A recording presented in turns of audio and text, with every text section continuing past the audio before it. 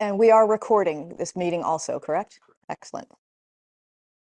So nobody has any excuse not to watch it. All right.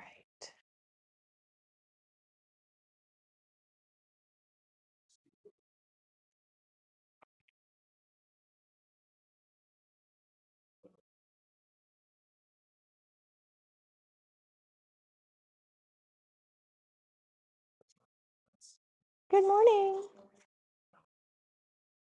Is that Winnie the Pooh on your shirt? Yeah. Love it.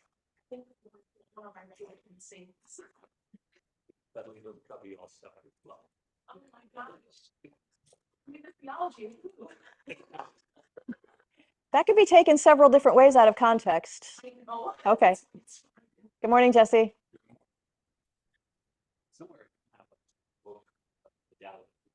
Yeah. It's good stuff. I've been watching them, just like, watching when I'm taking a bath. Aw.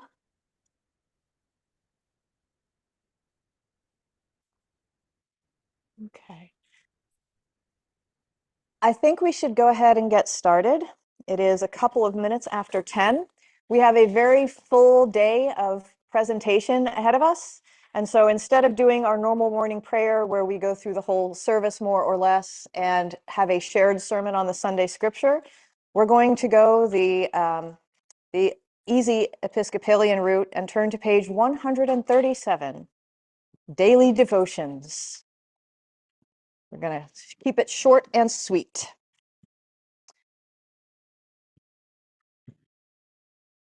Okay. So page 137. And let's say together the selection from Psalm 51. Open my lips, O Lord, and my mouth shall proclaim your praise. Create in me a clean heart, O God, and renew a right spirit within.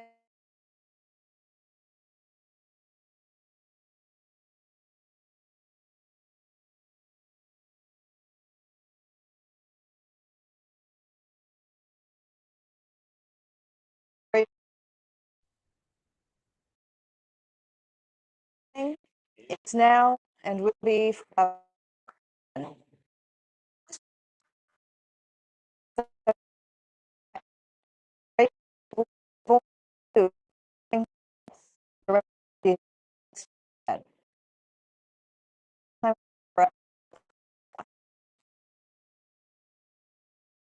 Give to all their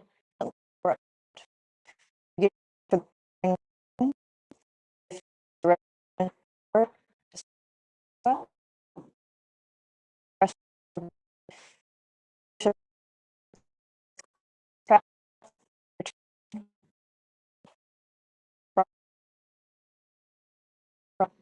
and suffering and in need of healing in body and mind and spirit. For all those who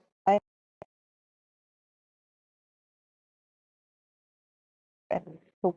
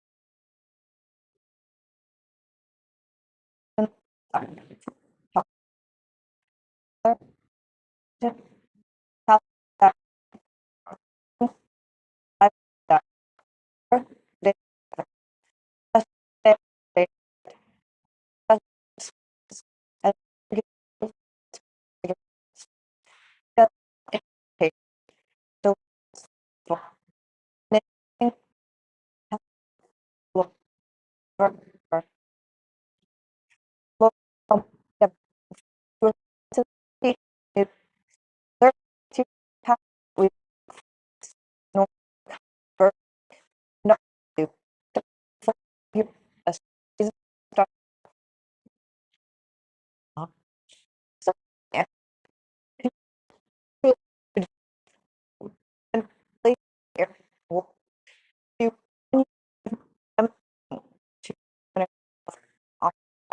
we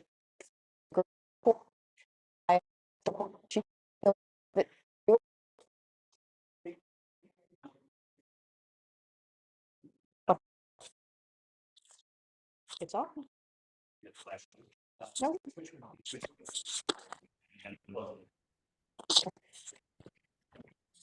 Is it better? Okay. Yes. Okay. So as I was saying, I'm delighted that my friend and colleague, the Reverend Erin Jean Warde, is joining us. She was one of my classmates here at the Seminary of the West in Austin, and she's been doing amazing work in parish ministry and as an author and a speaker. And I'm going to let her tell you exactly what it is that she's been doing these past few years. But it's amazing work. I don't want to undersell it. So with further ado, please welcome the Reverend Erin Jean Warde. Hello. I want to start by saying I had a really hard time hearing everything, so I just am curious if y'all in the diocesan house can hear me, if that's clear. Mm-hmm. Okay, great. Because we've had some audio challenges, and I just wanted to check that really quickly. It's so good to see you. Thank you so much for having me here. I think a fair question is like, why is this person here talking to me for an hour today? And I have known Susanna for many years, and I'm really grateful for that friendship. And when we left seminary, I went forward into parish ministry. I worked as a priest in church congregations for 7.5 years in a variety of different contexts. And in my last context as rector, I discerned my own decision to quit drinking alcohol. So actually this weekend, I celebrate 5 years of sobriety, which I'm really looking forward to. And that calling in my life to quit drinking really awakened other callings in my life. Whenever I'm in a clergy group, I like to share this specific part of the story because I think it's important. I had decided that I was going to be very privately sober, that no one needed to know that about my life, which is hilarious now because this is what I do for a living. And what happened is that the bishop of the Diocese of Oklahoma, where I was serving as rector, invited me to preach the clergy renewal of vows service, which in our diocese was done during Holy Week. And it was a huge honor to be invited to preach that and to begin to ask the question of what is God asking me to say to a room full of clergy, right? All of the clergy of the diocese. And I was maybe 4 months very privately sober. And between the invitation to preach and getting up into the pulpit, 2 of my clergy friends were removed from ministry due to their relationships with alcohol. And so as I was dealing with the grief of those situations, I was also discerning this question of what God was asking me to say to a room full of clergy. And I decided after writing 3 sermons, the two of the sermons were terrible. I like to joke that, the reason I decided to stand up in a cathedral pulpit and talk about my sobriety for the first time was because that felt better than being a bad preacher, right? Because 2 of the sermons were just so bad because they weren't what I was supposed to preach. And so what I did is I got up in a cathedral pulpit in Oklahoma City, and for the first time in my life from that pulpit, talked about my decision to quit drinking. And it was a really vulnerable and difficult thing for me to do. But I decided that I wanted to put it on social media because I wanted to tell my story in my own terms. And what happened is I put it on social media, and then I drove for an hour and a half to get home. And in that short span of time, my private messages on every social media platform I was on had blown up with people private messaging me to say, I didn't know I knew anyone else that was struggling with this, or I didn't know I knew anyone else who was sober. And so in the midst of this really vulnerable thing, a whole ministry opened to me of people who needed support. And so I decided to leave parish ministry and pursue recovery coaching as a career. So I worked at a company for 2 years under the clinical director, learning different modalities for healing around recovery. And then after working there for 2 years, started my own business. So I'm an author and a writer, and I'm also a recovery coach and a spiritual director and a priest. And so I share all of that because it helps you understand why I'm here today. And what we're going to do today is we're going to talk through a variety of things. On the one hand, I certainly want to talk about alcohol because I think even from my own story, we know that alcohol can result in really challenging and difficult realities for the life of the pastor, right? We know that there is an alcohol culture in the church that we've seen both in the national news as well as in our own relationships and friendships and lives. We're also going to talk about coping because, alcohol may not be something in your life that feels really front and center as a challenge, but there's still the reality that we all have to cope, right? Coping is real. We are still, I want to say we're coming out of a pandemic, but COVID is still very present. So we are still dealing with both the literal infection of COVID, and we will for a very long time be dealing with the mental health ramifications of what COVID asked of us, which is related to our coping. So I want to go ahead and dive in. I'm going to share my screen. I have a presentation that I've put together for us that we can look through, and I am going to talk for a while, but we will have opportunity for chatting at the end. So I just want you to know that. Let me get this going. I'd like to say right now, if you have questions at the question time, let me know because we have another little microphone to pass around. Otherwise, she won't be able to hear you. Yes, the joys and challenges of Zoom. The joy of Zoom is that I'm here right now. The challenge is that we do have some logistics to work out. Go ahead, Erin Jean. I'm getting some other things over here, but we don't need these right now. Go ahead. Sure, yes. Well, I want to just go ahead and dive in. And one of the things I want to start by acknowledging is that we have a hope here that's twofold today. On the one hand, I want to offer some thoughts that I hope are a comfort to you as an individual human being, right? Because you personally have things that you are dealing with, things that are requiring your coping in your life. And also, the nature of ministry is one in which we care for fellow humans who struggle just like we do. So I want to offer support to you, but also this support is inherently also offered into your ministry because our struggles are a part of our common humanity, right? And I like to begin this with a blessing from scripture. I love reading in Proverbs 3, trust in the Lord with all your heart. It will be a healing for your flesh and a refreshment for your body.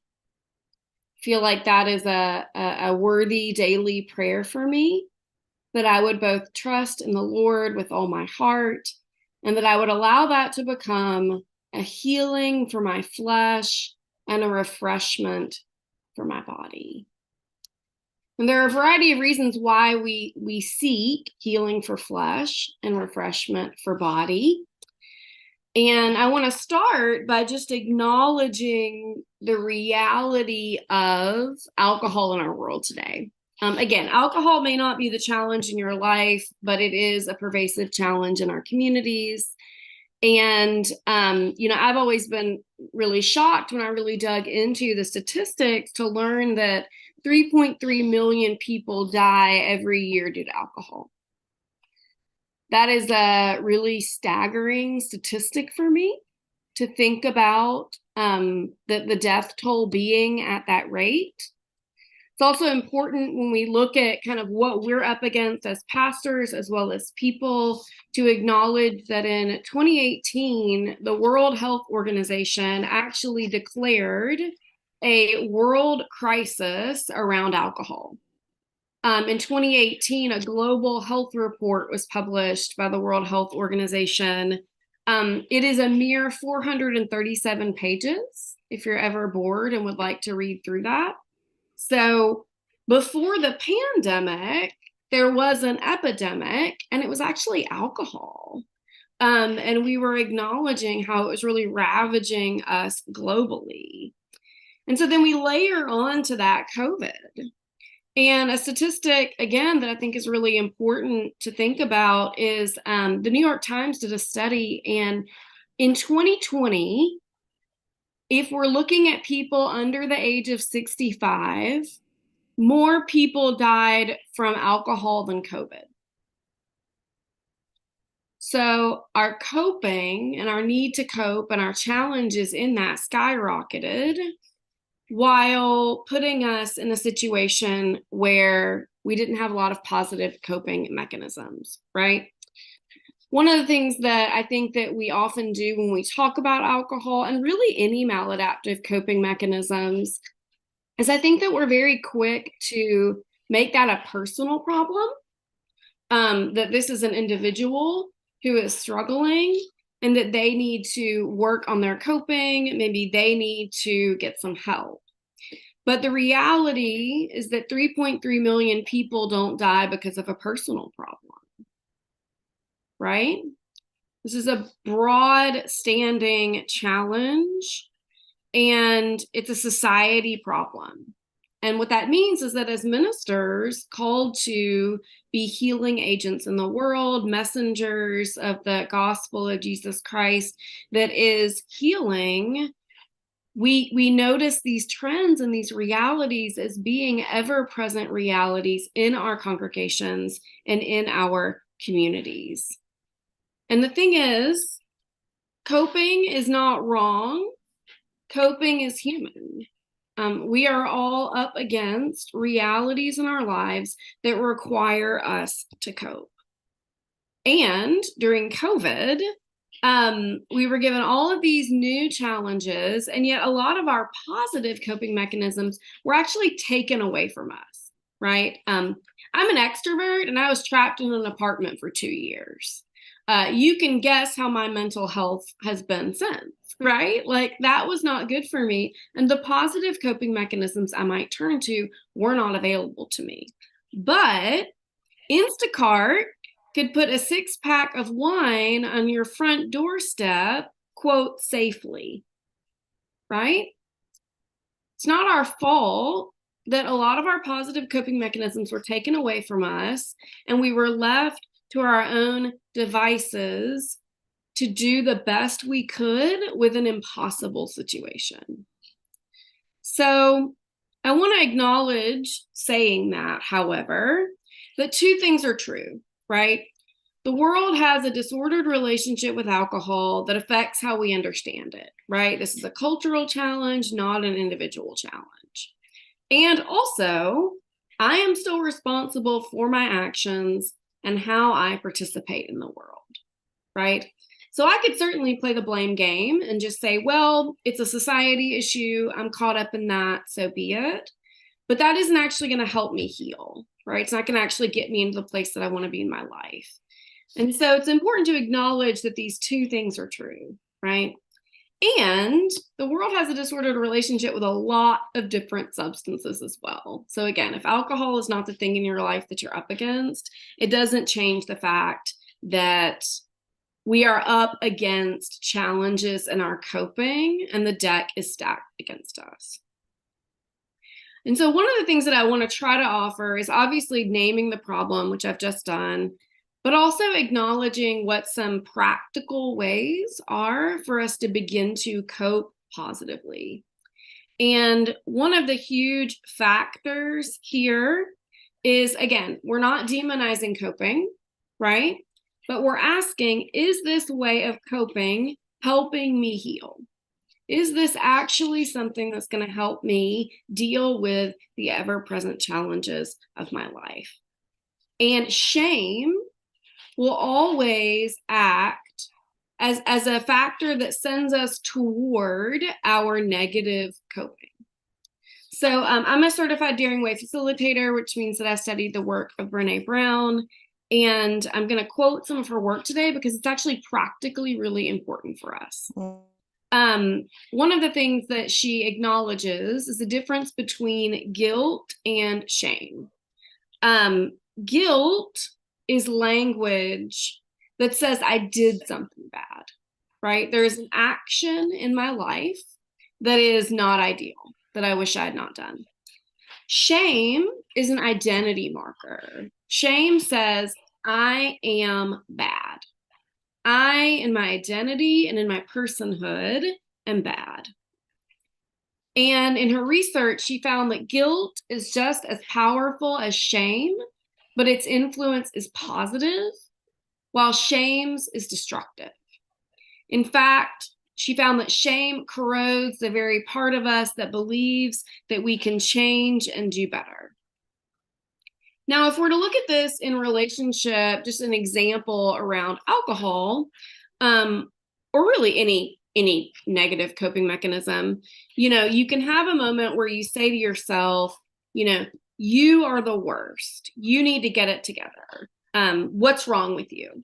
Right? That's shame voice. That's feeding shame.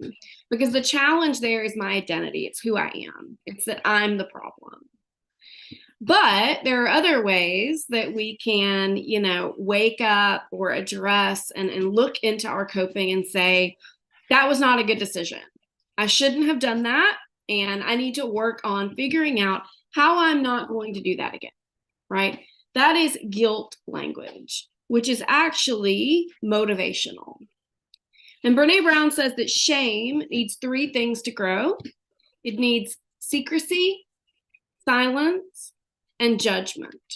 So secrecy, silence, and judgment make shame grow.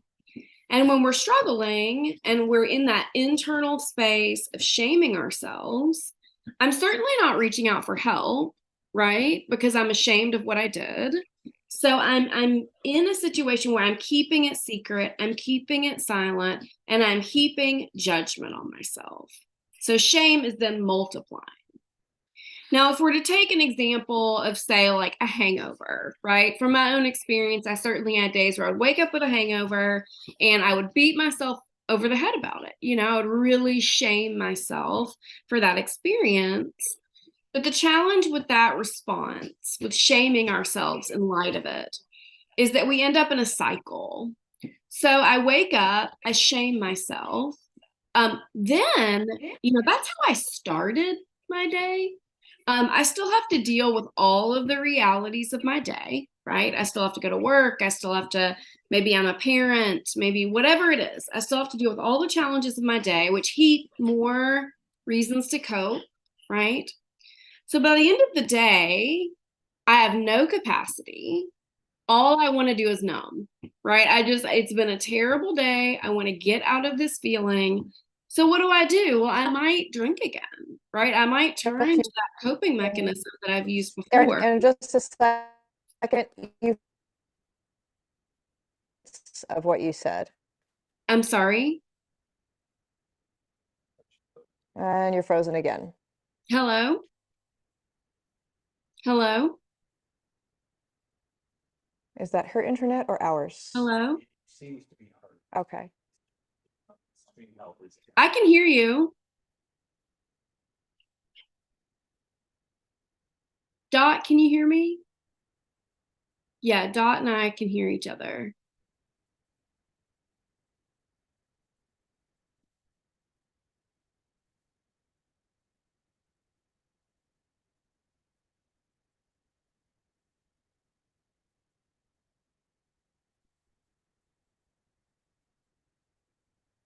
Yeah, I think Dawson House froze on my end. Is that accurate?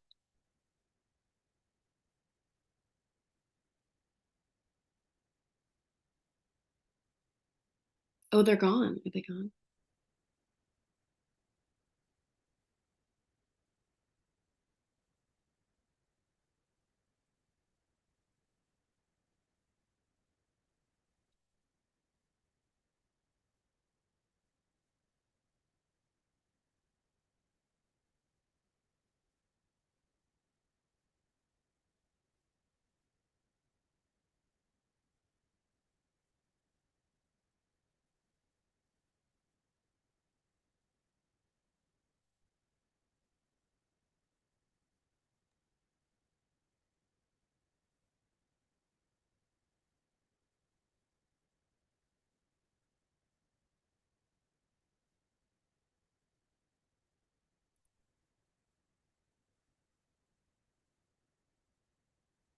Sorry, I don't know what to do. I'm just waiting to hear more. So Steve Welch is the communications canon for communications, is probably frantically working to get them back on. This happens sometimes. You're great. I just was like, I'm not ignoring the problem. I just don't think there's anything I can do. No, oh, there they are. There they are. It looks like they're muted, but now they've got video. Let's see. Hello. They look frozen. No, they're moving for me. Nope, they're moving. Okay. Where were we? We were waking up to the hangovers. I can't hear you. Check what cheap. Well, it's fine. We were waking up with a hangover. Okay, were you really now? Interesting. Yes, so we were talking about the cycles of where shame lands us, right? So, when I work with people, I think sometimes what we think is that if we just shame ourselves enough, then maybe we'll be okay, right? If I've done something that I feel like is a bad thing, the most important thing for me to do is shame myself, and that's actually not helpful.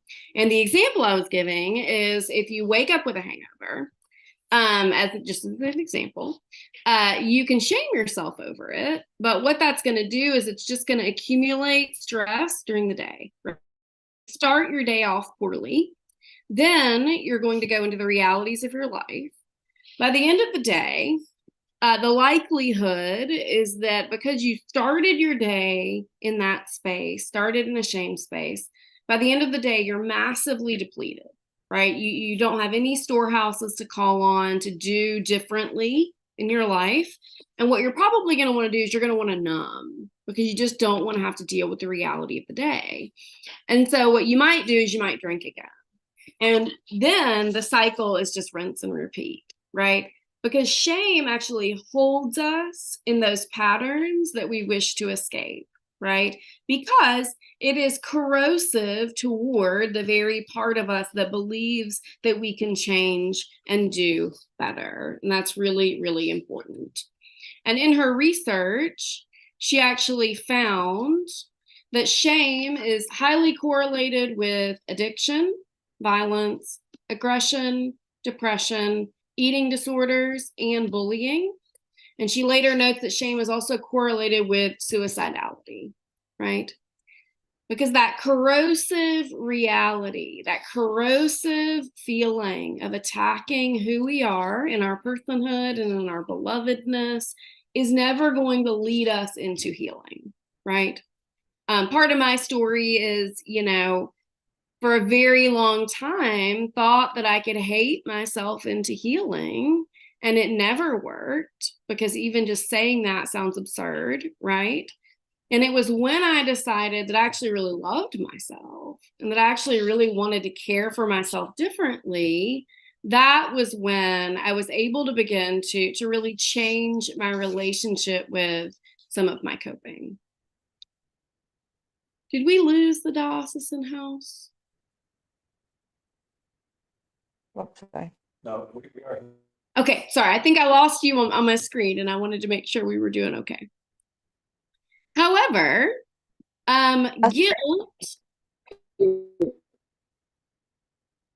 guilt is considered a positive. Off our camera so that we might get a little bit better. I'm just hearing every maybe third word, so.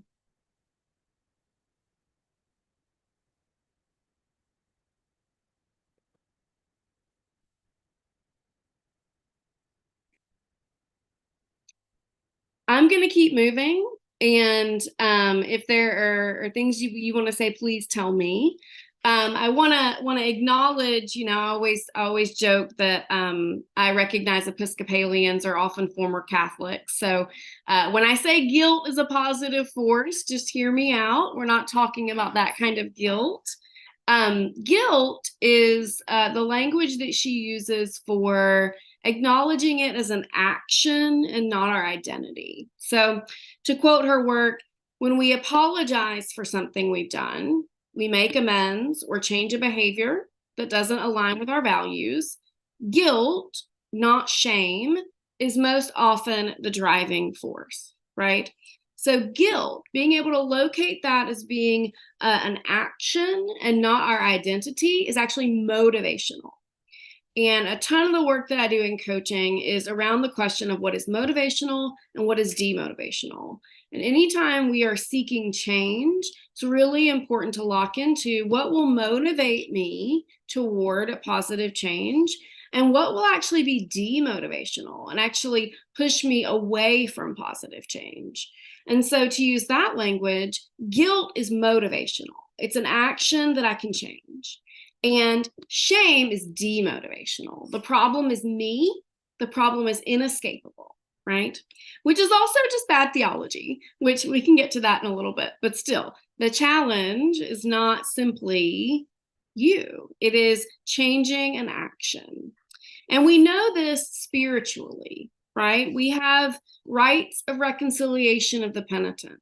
This is a really important and beautiful liturgy that we receive.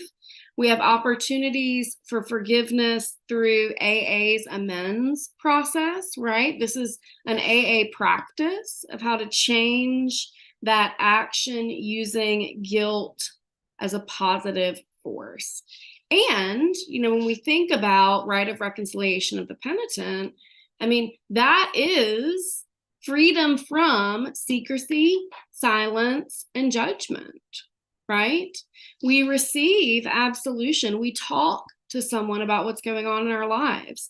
Even if it is during the corporate confession on Sunday, we have this chance to name before God what's going on in our lives and receive absolution, which means that the things that make shame grow aren't present to us, right? We're receiving some freedom and absolution and forgiveness in light of that. And that is, again, it's a practical way that we actually begin to cope differently and change our understanding of our practices, which is really, really important.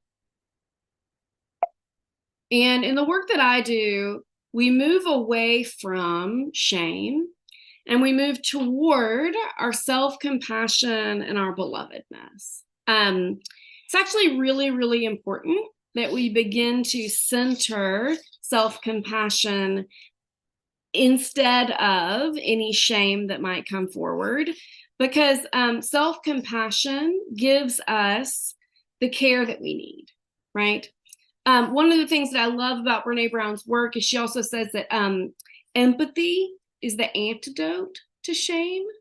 And for me, I think a lot about Jesus Christ as being the great empathy of God, that God chose to enter the world as a human, to love us, to be like us, and to show us that in our challenges, we are joined to a God who understands them intimately.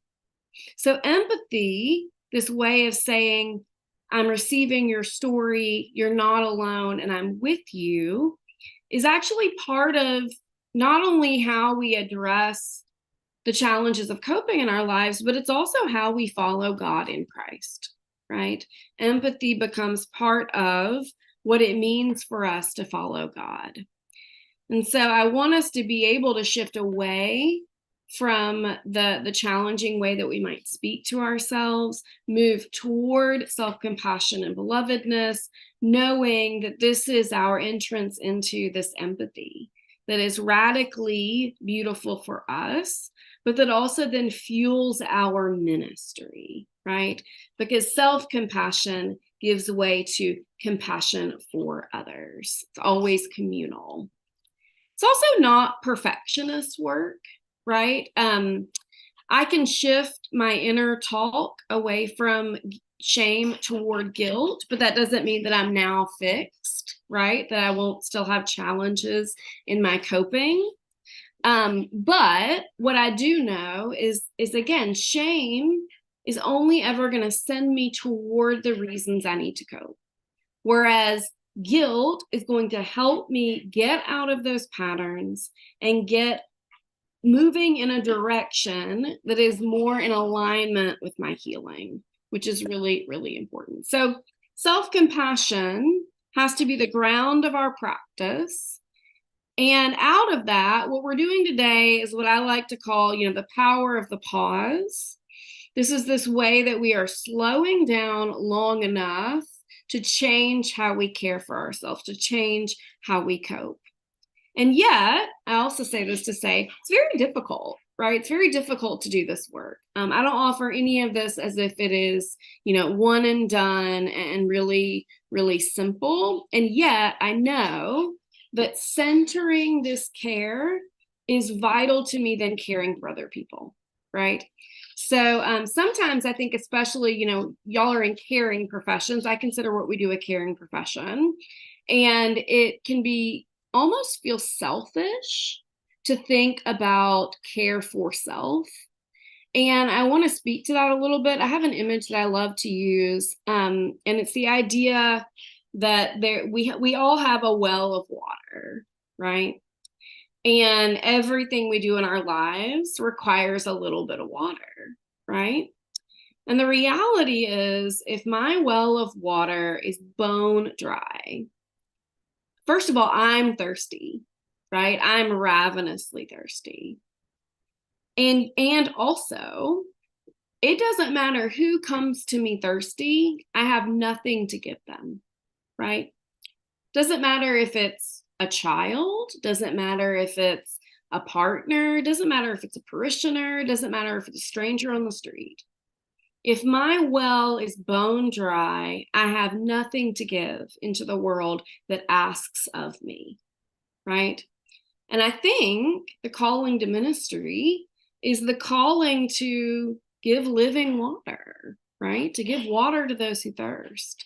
And so caring for ourselves fills the well of which we partake, right? So that we are not thirsty, but also the well that then offers a wellspring of care to those around us that thirst.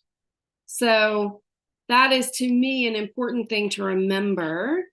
We don't offer really any ministry in burnout, right? If we burn out to the point and leave our careers, which is something that I see very often, that is not the way that we are giving of ourselves in the way that we want to, right? And so caring for ourselves is actually really, really, really important.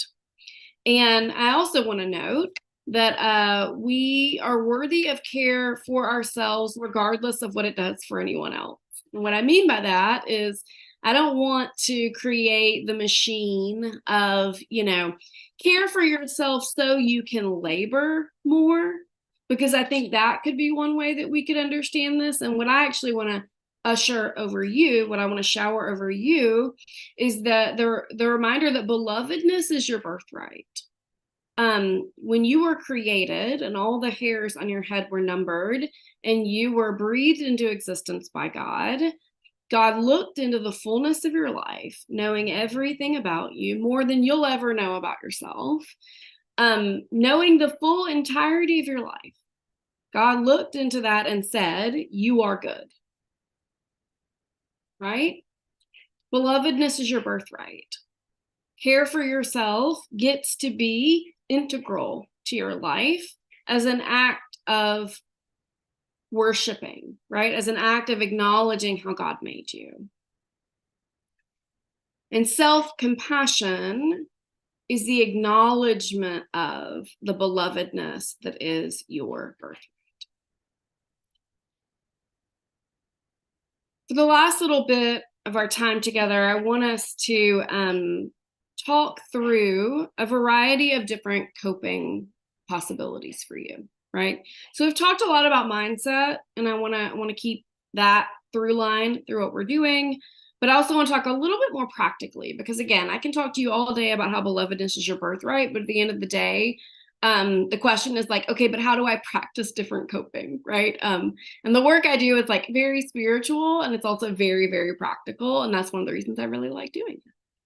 I want to start with something that I really hate that I have to talk about, which is my least favorite thing to do, which is feeling your feelings. Feeling your feelings can feel huge. I don't know about you, but the idea to just feel my feelings feels all encompassing and large, especially as of late. I think about how big my feelings are in relationship to the realities that we're up against right now. Threats of war and the reality of war is up against us. And these are huge, huge feelings that I'm now tasked with addressing. And yet, a requirement of changing how we cope is slowing down long enough to just acknowledge what is going on with me, right? How often do we not even know? How often do we react before we even know really what's going on with us, right? Feeling your feelings is slowing down long enough to figure out what is going on with me, okay? And a really, to me, liberating fact about this is that Harvard brain scientist Dr. Jill Bolt Taylor actually learned that it takes 90 seconds for your brain to begin identifying an emotion and then start processing that emotion, okay? 90 seconds. So what that means is it takes 90 seconds for us to start feeling a feeling, okay? That was liberating for me because when we think about the idea of feeling your feelings, it feels huge, right? And yet, if we can just start with 90 seconds as a very practical way for us to begin to locate what is going on inside of us, okay? I will tell you, I will literally, when I start to feel a feeling, when I start to feel agitated, when my body is giving me those signs, that knot in my stomach or that flush of red in my chest, I will literally set a timer for 1 minute, 30 seconds. I will set a timer and I will sit and I will feel the feeling. And what typically happens is that by the end of it, you know, the circumstances haven't changed. That 90 seconds is not going to fix what's going on. But what it does is it lets me locate the feeling. I typically will sit there and I'll think, oh, I'm angry. Like, this is anger. That is what's coming up in me. Or I feel like I was shamed. Or I'm whatever it is. I'm triggered maybe to cope in a certain way. Whatever it is, I have the ability in those 90 seconds to pause and to figure out what's going on. Because if I can figure out what's going on, then I can start to address it, right? We're not just throwing coping mechanisms at the wall, hoping they stick.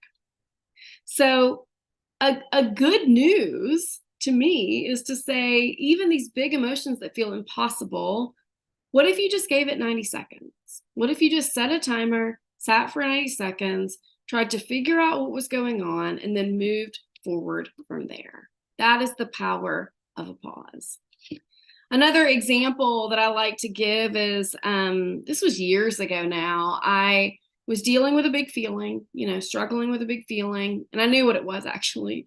And I did all my negative coping mechanisms, which now that looks like, Netflix and social media and food, just did the whole gamut of all the other ways to cope and did that all day. And at the end of the day, didn't feel good, right? Felt pretty terrible. And went to bed, woke up, rinse and repeat, right? Like, I just kept doing it. I was like, whatever, I'm just going to numb myself out of this feeling. And at the end of the day, I think it was a Saturday, I stopped and I just thought, it's 3 p.m. or whatever. What if I just did a meditation, right? Like, what if I just did a 7-minute guided meditation about the thing I'm struggling with? I was like, whatever, I hate this, but I'm going to do it anyway. So I did a 7-minute meditation about the thing I was struggling with. And at the end of the 7 minutes, I felt lighter. There had been a rock in my stomach and that rock lifted.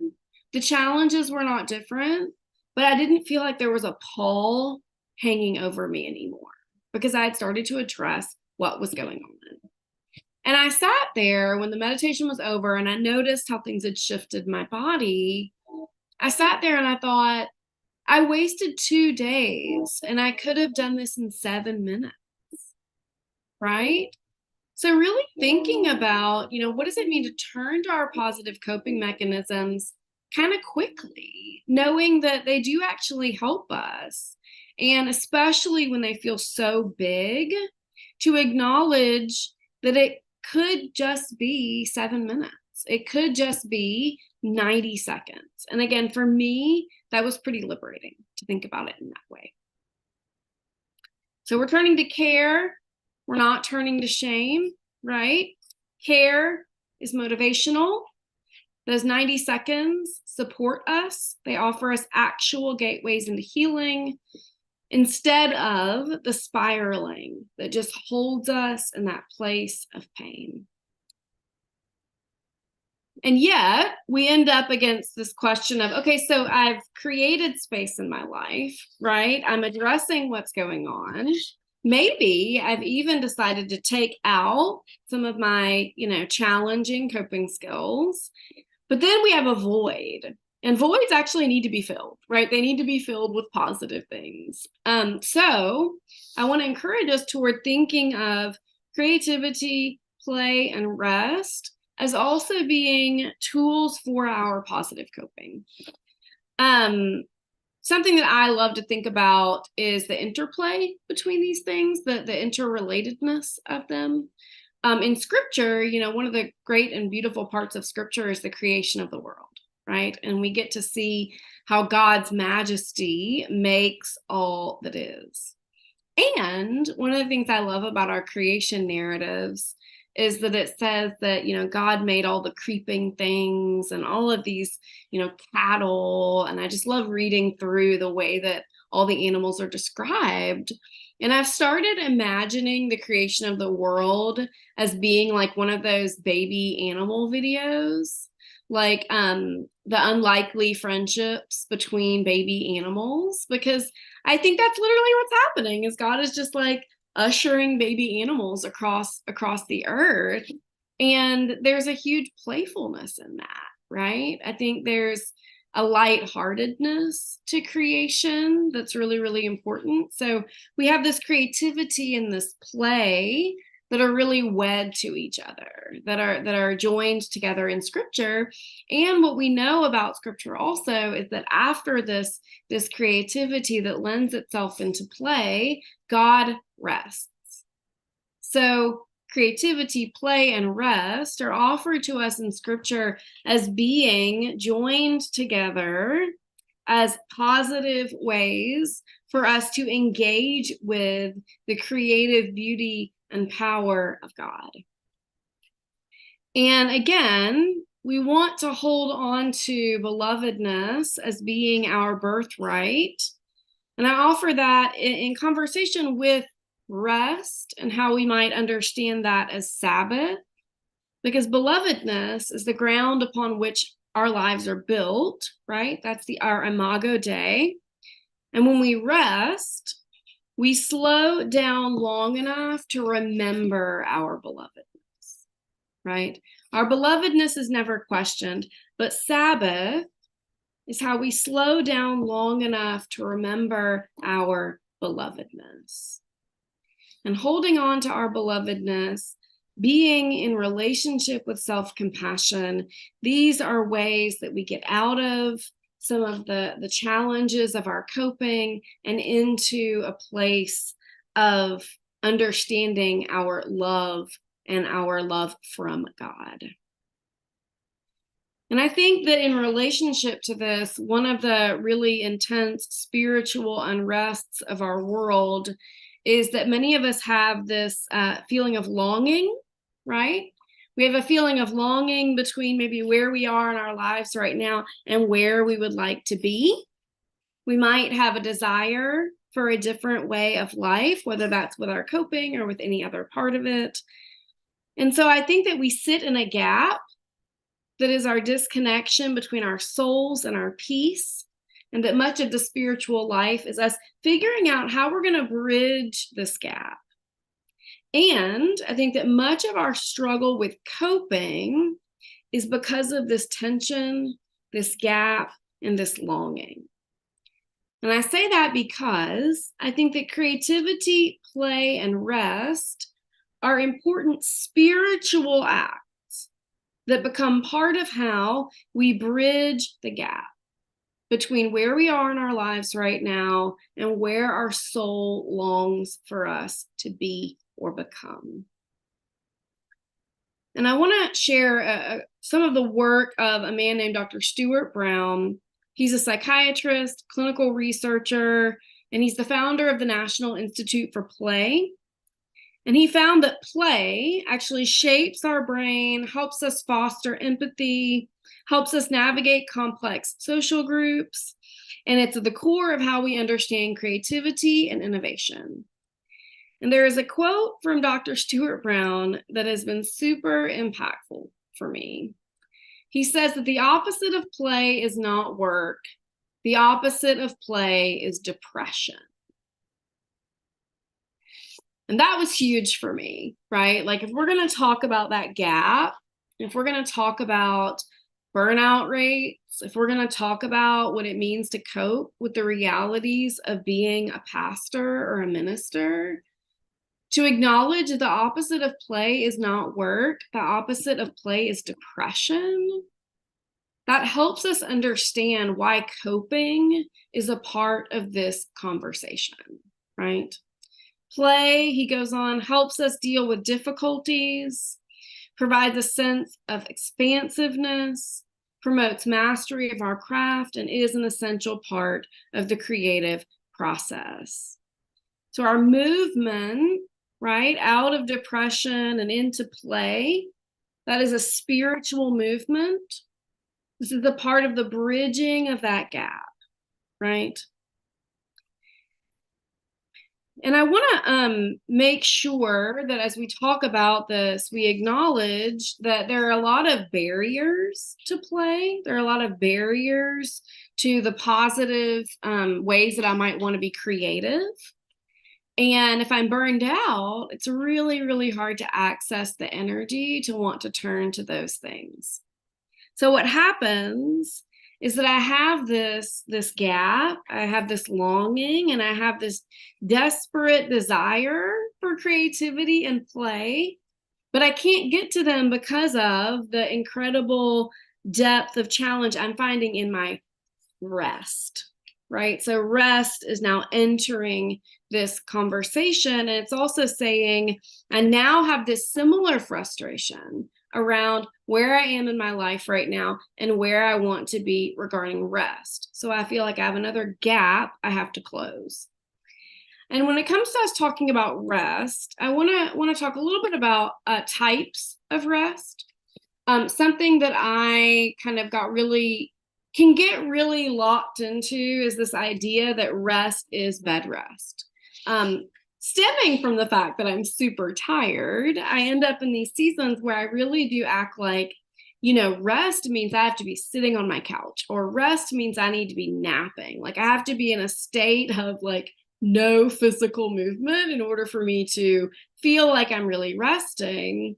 And that can at times be what I need, right? It can be that I actually really need to just rest, to nap, to rest in that way, to have passive rest.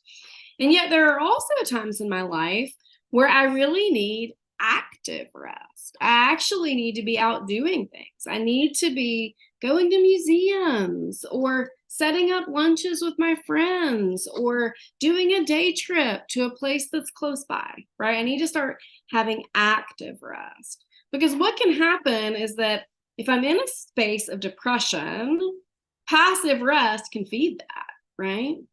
But also if I'm in a state of burnout, of real physical exhaustion, flooding my life with active rest can feed that. So what ends up happening is that I have to be in a space of balance, right? The spirituality of creativity, play, and rest as positive coping mechanisms is found in balance. This comes out of my need to ask the Spirit, I know that I need creativity, play, and rest in my life to help me heal. So help me, Spirit, discern what feeds my soul, what is holy rest. And I commend these questions to you as you think about, how do I want to spend my Sabbath? How do I want to spend my time off? And what I'm finding is that the balance for me looks like trusting my body when it says that I need a day of bed rest, when I need to just loaf around my house.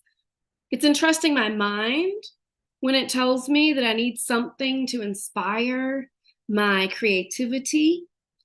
Trusting my mind when it tells me I need to go out and play, right?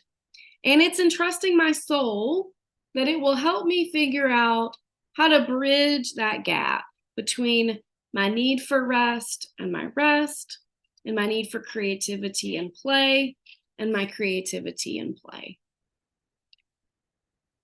Because if belovedness is your birthright, and the spiritual practices of creativity, play, and joy help us slow down long enough to remember our belovedness, then the spiritual practices of creativity, play, and joy are actually integral to our health, right? It's actually worthy of being given pride of place in our lives. And I always like to remind myself first, and also you, that Sabbath is a commandment, not a suggestion. And I say that to myself first and foremost. Commandments are given to us because following them is good for us, right? God knows that it is good for us to not murder. God knows that it is corrosive to our souls for us to steal, right? God knows that our souls are better off when we don't covet. And when God says, take a Sabbath, we know that God commands that out of deep love for us and out of the desire for us to be well, right? So we can lean on that, right? We can lean on the commandment and calling by God for us to engage in Sabbath.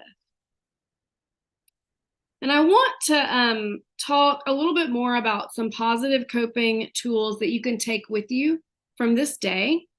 There is a packet that you'll receive that I've gotten sent to you that'll be printed and given to you, and it's got some activities in it that can help you think about rest. So it's going to ask you some questions about, what makes you connect with your joy? What are active rest practices? What are passive rest practices? And I want to encourage you to do that and try to create some lists of things you can do in different situations where you might need rest and care. Because when we are in a space of struggle, that's not necessarily the time when we are at our most creative, right? Sometimes when we're in the space of challenge, that's not when we need to start gathering the tools. We need to already have the tools ready to go for us. And even just having lists of active rest practices and passive rest practices, what that does for me is that if I can pause and I can locate kind of what's going on with me, is today a day when I really kind of need to get out and do something, or is today a day when I really need to just stay still? Once I've located that, I can just go to my lists and I can just say, okay, I'm going to do something off of the active rest list, as opposed to giving myself free reign to maybe fall into some of the patterns that I don't actually desire for myself, right? So there are activities in your packet that I hope that you can take some time to look into later so that you can begin to build some really practical lists and tools for yourself. Another practical tool that I love talking about is what I call a first aid kit. A first aid kit is, think about a regular first aid kit, right? You need it in emergencies. It's a good thing to have on you. You might not use it every day, right? But when you need it, you really need it, right? Like the second someone's concerning, you're glad that you have your first aid kit because you have everything you need to address that. And a first aid kit in this iteration of it is a collection of positive coping mechanisms and a positive way to self-soothe. So you can certainly use it in an emergency, but you can also think of it as a way to practice preventative care via self-soothing throughout the day, right? So one of the things that I see that's really, really common in my clients is, we start our day and we have all of these pressures throughout the day. And, and this is true of myself as well. I don't address any of those challenges in a positive way throughout the day. I just kind of push them off, right? Just keep moving. Just keep doing your emails, keep going to your next meeting. Just keep moving forward. And then what happens is that by the end of the day, I'm massively depleted, right? I've not actually replenished myself at all during the day. So naturally, I want to numb out, right? I have no capacity to choose a different way. And what a first aid kit can do is it can give you some tools that can help you throughout the day try to have little moments of caring for yourself. Because those little moments, even though they feel really little, they do add up to mean that we have a little bit more capacity at the end of the day. I also just want to note that building a first aid kit is helpful for everyone. It doesn't matter if you struggle with any type of substance. We all have to cope, right? Coping is not wrong. Coping is human. So we all need coping mechanisms. That's part of what it means to be human. I also think it's important to acknowledge that first aid kits are supposed to be fun. I always say that like stand-up comedy is a huge part of my first aid kit. I love laughter. I think it's really, really like a balm to my soul. And so when you make one of these for yourself, think about you and what you love and what you love doing. The other thing about a first aid kit is it has to be stuff you'll actually do. Running a marathon is not in my first aid kit because I'm never going to do it and you can't make me. I won't be doing that. So it has to be stuff that you're actually going to turn to, stuff that you're actually going to use, because you can put every incredible tool in the world in this thing, and if you don't use any of them, it doesn't matter, right? The point of it is that it is to be used. I think that the question we want to center when we think about a first aid kit is, what are the tools and resources that would help me heal, right? Some things it's really helpful to like practically have on you. So I'll show you a picture of mine here in a minute, the first kind of iteration of my toolkit. And sometimes you'll want to have like really practical items on you. Also, for all of its challenge, my phone is a huge part of my toolkit because I can have meditations, I can call a friend, I can listen to a podcast. It has lots of tools on it as well. Let's go ahead and just look really quickly at the first iteration of my toolkit. This is one that I built, and I'm just going to kind of share what the different things are and explain why I'm using them so that it can give you a window into how you might make your own. So, I have a little pouch here that is actually from my grandmother. My grandmother raised me with my mom. And so being able to put all my things in a pouch that reminds me of someone who's really grounding and inspirational for me was really important. I have essential oils that are good for aromatherapy. If I just want to do some deep inhaling breathing, that can be really helpful for me. I also have a pair of AirPods, which are really important because that way, no matter where I am, if I need to listen to a meditation, if I need to listen to comedy, whatever it is, I have access to some of those healing tools. I have a little balm here it's called Head Cool Balm. I get chronic migraines, and so being able to treat physical pain is really important for me. Because physical pain can be very triggering, right? You'll also see an Advil packet at the bottom. Same thing. Need to be able to have tools to treat my physical illness because that can be really triggering. I love to write, so I have Post-it notes and I have a small Moleskine and I have a really nice pen. If I need to jot down something, if I'm processing something, I have ways and means to do that. I love carrying herbal tea. because if I, all I need is hot water. And so it's really nice to be able to have that with me. Hot water is not that hard to find if I just need a grounding practice that can be really calming and soothing for me. I have a red lipstick in there because personality matters to me, and there's nothing wrong with a red lip. And so sometimes that can give me a nice confidence boost. And again, these are supposed to be fun and interesting, and related to you as a unique human being. I have hand lotion. I think body care is really important to me. So even if all I do is sit down and just give myself like a short hand massage, and kind of, I have some hand lotions that are also aromatherapy. So I'll give myself like a hand massage and deep inhale the aromatherapy. And that is like a 10 to 15 second practice, right? But it's something that I'm doing to pause and to care for myself.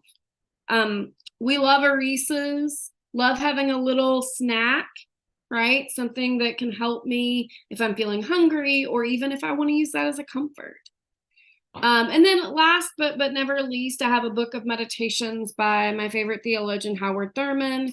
I think having some sort of words that can support you, inspiration, wisdom, care, especially if we go back to our shame talk that we might be struggling with, having some positive words to interrupt the shame voice to get us back into a place of coping and healing positively, having a word or a collection of meditations and words that are inspiring to you can be really, really empowering. I also want to talk a little bit about an incredible healing tool that I have in my back pocket all the time, which is called HALT, which is hungry, angry, lonely, and tired. This is, I see some heads nodding. I think some people have heard this before. I can't take credit for this. This has been in coping and recovery circles for a very long time, but I check in with HALT maybe daily. I mean, it really is like that close to me, because what happens is you can start to get agitated. You can start to feel kind of, I always say itchy, like I just feel a little itchy, right? I don't know what it is, but I need something, right? And it can be a trigger, or it can be a coping challenge, whatever's going on there. Pausing and saying, I'm going to check in with HALT. I'm going to ask myself, am I hungry? Am I angry? Am I lonely? Am I tired? The reason this is such a powerful tool is because those four things are often at the heart of triggers around our coping, right? So especially like in recovery circles, all of these things are things that can make you want to drink or make you want to use your drug of choice. And it is baffling how often I will like not feel well, check in with HALT and realize I haven't eaten today. Like it's just hunger. And what I really need is a protein bar. So having some tools gathered up in your first aid kit that can address some of these very common challenges is also really important. So, I encourage having tools available to you. It might be in your glove box if you travel a lot for work. Maybe you have some tools in your office because we obviously spend a lot of time there. And then maybe you have tools at home, right? There's nothing that says you can't have some collections of coping tools that are positive around you in all the places where you typically are. And then thinking, okay, how do I want to put like I said, put some nuts or a protein bar in there? Are there some practices that are really helpful for you in dealing with your anger? And if there are tools associated with that, can you have those handy? For loneliness, my phone, again, for all of its challenges, loneliness is a helpful way for me to address my loneliness tends to be my phone, reaching out to a friend, calling someone, texting someone. That can be a really good tool for that. And then as far as being exhausted, maybe you just need a reminder in a pouch that says, like, you can take a nap. You're allowed to go rest, because in a world that really doesn't reward rest, it's important to acknowledge that of the four kind of main big things that can trigger us, exhaustion is one of them. A first aid kit is not limited to HALT. I just think, it's important to acknowledge that if you need a starting place for how to think about how to gather up some positive coping tools, I think starting with HALT is a really good starting place. Starting with just gathering up things that can address hungry, angry, lonely, tired can be huge. And if y'all want to do more crowdsourcing and thoughts around how to gather up tools, we can certainly do that during the Q&A point. So just keep a note of that if you want to ask some questions about that, because I love crowdsourcing healing tools. I could have done that for the whole presentation. Okay, I want to spend our last little bit of time talking through a little bit of the sort of question of how do we then care for the congregation, right? So we've talked a lot about care for the self, acknowledging that care for the self, these are also challenges that are happening in your congregation. If I didn't say it before, I'll say it again. Addiction is present in every community in the world, right? If we look at the statistics, if we look at the reality of things, there is no community that is not touched by, affected by, or dealing with addiction. That's just the reality of our world. And so I want to think a little bit about what does it mean to go into our congregations and care about this, acknowledge the reality of the challenges of coping that are in front of all of us. And first of all, I want to acknowledge kind of the why it's actually really important this go back into our congregations. And this is short form. I typically talk about this a lot longer, but we're pressed for time, and I certainly want to acknowledge the reasons why this is really important. And first of all, I can't help but think about hospitality in the Bible. One of the core ways I understand the importance of acknowledging these challenges around coping is recognizing how Scripture calls us to welcome the stranger with the same love that we would welcome a friend. And the thing is, we can't possibly know what a stranger or a visitor at our church is facing, but we want to show up with them the way that we would a friend. So having a consciousness around the reality of these challenges is huge, and it radically changes our ministry. There's that scripture that says that we're entertaining angels unaware. And I think we are always entertaining angels unaware who are struggling. And we want to start with that care for ourselves and let it become how we then care for all of those who are in front of us, calling on that hospitality that is such a biblical tenet of what we believe. I also think it's important to acknowledge that the idea of caring for people who might be in different places with substances or coping is a pastoral imperative that's actually directly connected to our baptismal covenant. This care is the apostles' teaching and fellowship, the proclaiming by word and example the good news of God in Christ, seeking and serving Christ in all persons, striving for justice and peace among all people, and respecting the dignity of every human being. So these callings in our baptismal covenant are integrally related to gathering up this self-compassion that becomes compassion for those who struggle in our communities. It's also important to note that as you invite people into your space, you can take steps such that when you invite that person who does not drink, they might be able to be truly received by your church and able to leave with an experience that drives them to get more involved, because they will know they are loved inside their decision to either quit drinking or drink mindfully. So by acknowledging a heart of compassion for people who struggle, this is what it means for us to be an inclusive community, right? So start with yourself, start with your own care and coping, but then become an inclusive community that actually knows how to love people who are in different spaces in their relationship with alcohol and other substances. I also want to note that, I work with a lot of people who sign up to work with me because I am a priest and also a recovery coach. And often people grieve with me about how they want a church where they can be supported in their decision to either get curious around their relationship with alcohol or get completely sober, yet they struggle to find that in a church. And that's really hard for me, right? I want to be the person that sends people to church. And yet often people come to me and say, I don't think church is a safe place for me as someone who's either sober or trying to change the way that I drink. And I believe that what we really want is to be a church that can receive these people and celebrate the decision to cope differently.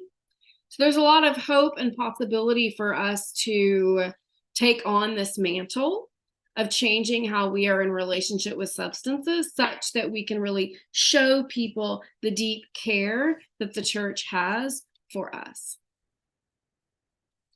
I've also been doing this work as a recovery coach for over 4 years now in a variety of different settings. And the most common reason I hear as to why a person has a challenging relationship with substances is that they're hurting, right?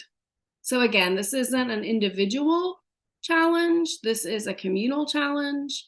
And it is that people are hurting.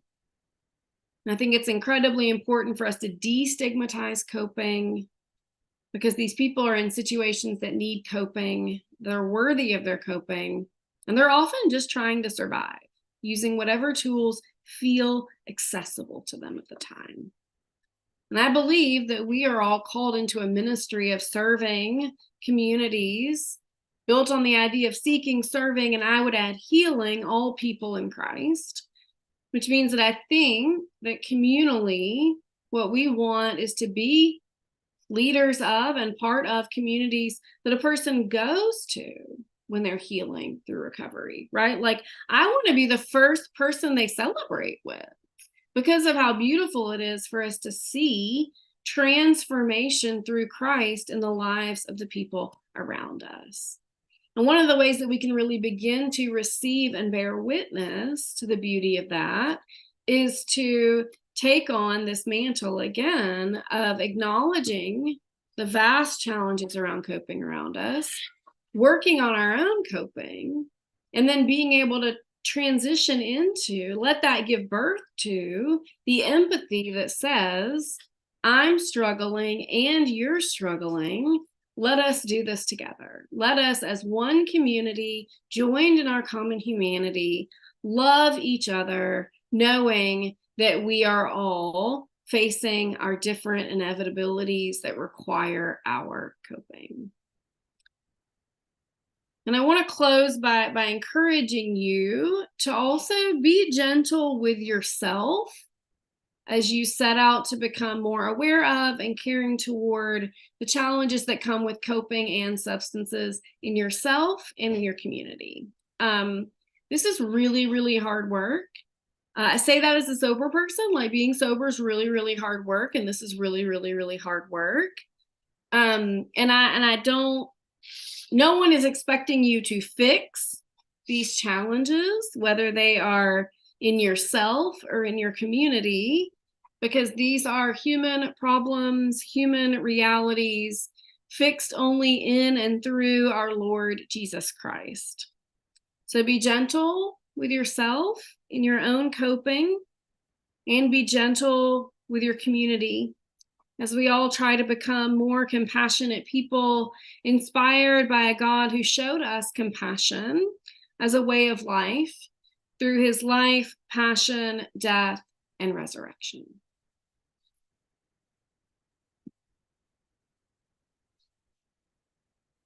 And on that note, I want us to be able to chat. My apologies for talking at you for an hour, but I would love for us to be able to spend the rest of our time together talking. Okay, great. Can you hear me when I'm talking? I can. Were you able to, was the presentation okay after we got past the hiccup? It was just great. Okay, just We checking. got it all straightened out with a mobile hotspot and we are good to go. Oh, So man. kudos, Like I said, the kudos gift and of thanks. the gift of my life is I get to do Zoom with amazing people like you. But man, if the devil isn't in those wires. Right. I would love to open this up to our group, both in person and online, and see what questions might be bubbling up from everything that we just heard. And if you do have a question, let me know, and I will make sure you get the little baby microphone to speak into. Who has a question or an observation that they would like to share observation. Great. About their own life, about life in their communities, whatever we're comfortable asking about or sharing about. Anyone? Anyone?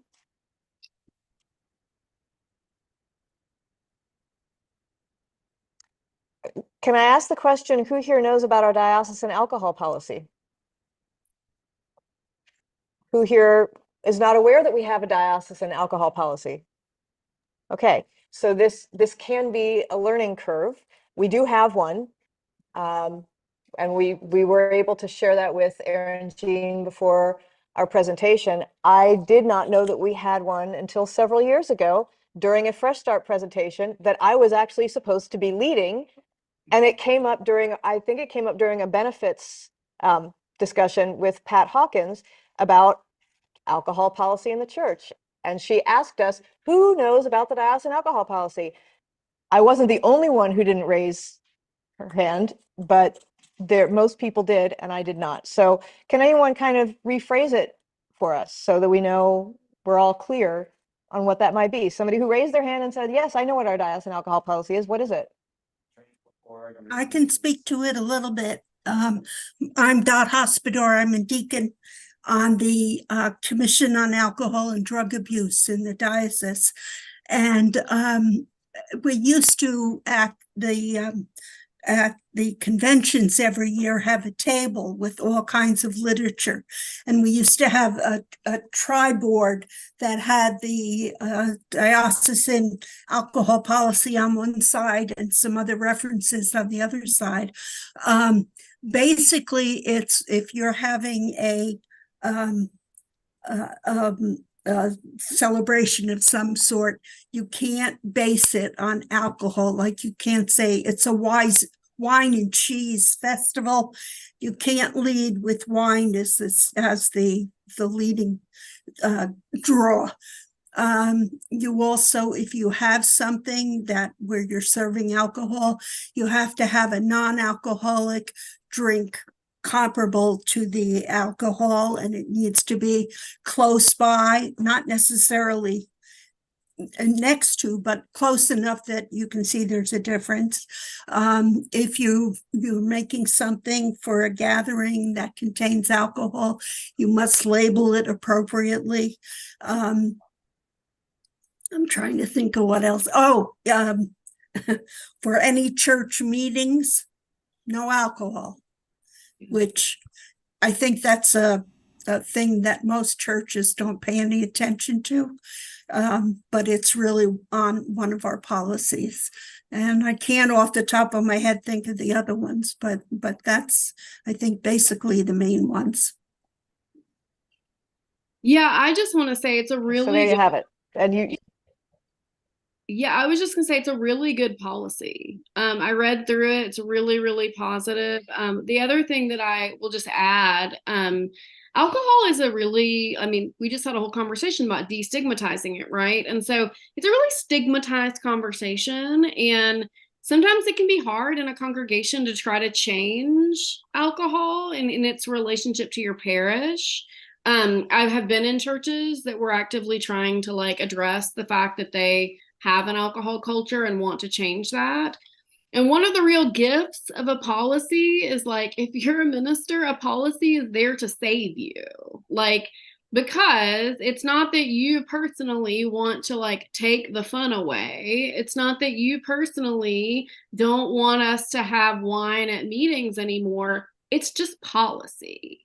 So the gift of that is lean on that. If that becomes something that you need to have as a tool in your congregation, as a way to self-differentiate with any conflict that might come up in those conversations. Dot, I see you nodding. I just think what a gift to have a really robust alcohol policy that can actually support leaders of congregations who know they need to do some of this culture work. That I think it is meant to be an aid to you. Yes, yes. Thank you, Dot, and thank you, Erin. Any more questions about the diocesan alcohol policy now that you might not have known we have one, now you know, and maybe it's been clarified for you if you already did know about it. Any more feedback or questions around that? I will say that it's something that I should have known about. We've had a cooking class in our church at All Saints for years now. I started before the pandemic.